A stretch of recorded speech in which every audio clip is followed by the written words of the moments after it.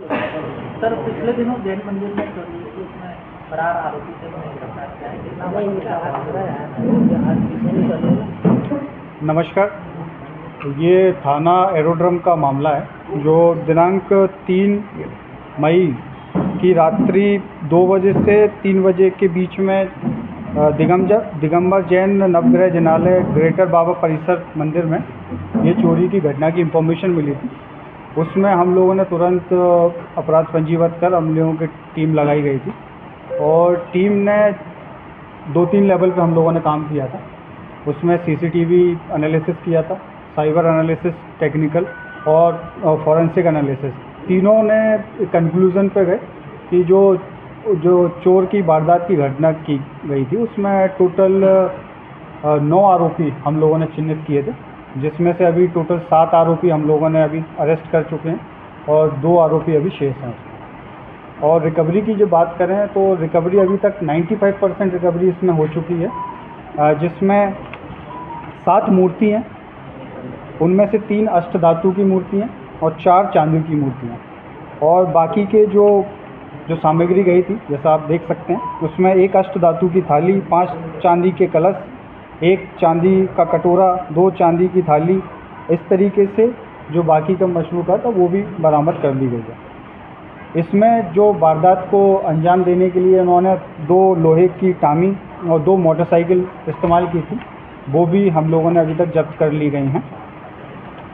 और इस कुल वर्क को करने के लिए हम लोगों ने 3 लेवल की लेयरिंग करते हैं हम लोग। एक पहला स्टेज ये होता है कि जो हमारे वरिष्ठ अधिकारी हैं उनके द्वारा मार्गदर्शन और रिसोर्स प्रोवाइड किया जाता है।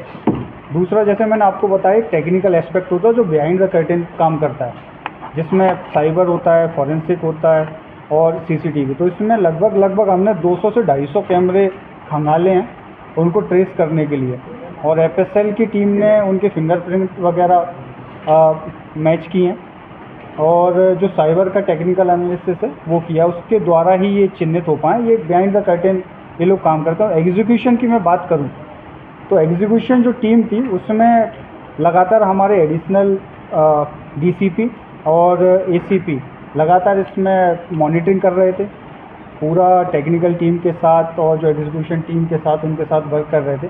और जो बाकी में फील्ड में जिन्होंने किसी के यहाँ दबिश देनी है, कहीं किसी को धरपकड़ करना है, उसमें तो हमारे टीआई थे, एक तेजाजी नगर टीआई देवेंद्र मरकाम साहब और एरोड्रम टीआई वेदेंद्र सिंह, इनकी पूरी टीम लगी रही। और इसमें मैं आपको ये बताना चाहता हूँ कि इसमें हम लोगों ने जो लगभग मल्टीपल टीम्स गई हैं, इसमें 6 राज्यों में हमने टीम भेजी है, जिसमें राजस्थान, मध्य प्रदेश, गुजरात, तेलंगाना, आंध्र प्रदेश और महाराष्ट्र, ये 6 राज्यों में हमारी टीम जाके आ गई हैं। और इसमें अगर टोटल बल की मैं बात करूं, करीब 100 से प्लस लोगों की टीमें बन चुकी हैं जिन्होंने ये रिकवरी करवाई।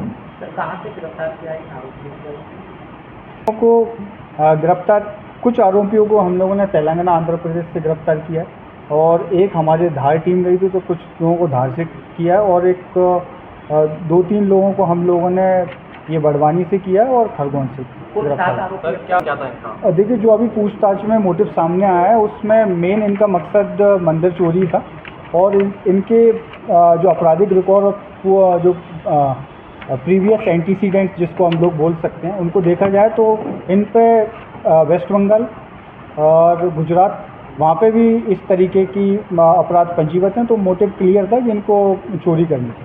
एक्सप्लोर कर रहे हैं संगठित अपराध, हम लोग आपराधिक उनका देखेंगे। अगर वो संगठित अपराध धारा 111 के अंतर्गत अगर सारे इंग्रेडिएंट्स फुलफिल होते हैं तो उसका बिल्कुल हम इस्तेमाल करें।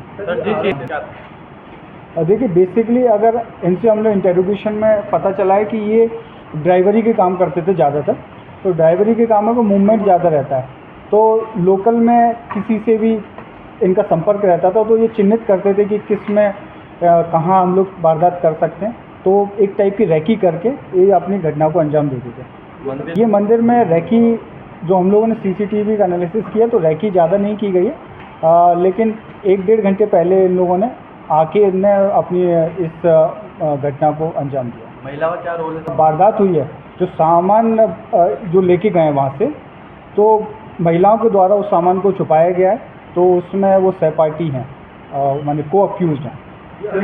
कुल के अपराध हैं इन पे, लेकिन उसकी डिटेल हम लोग अभी निकालते हैं। सर इसमें खरगोन, बड़वानी और धार जिले के आरोपी रहने वाले हैं।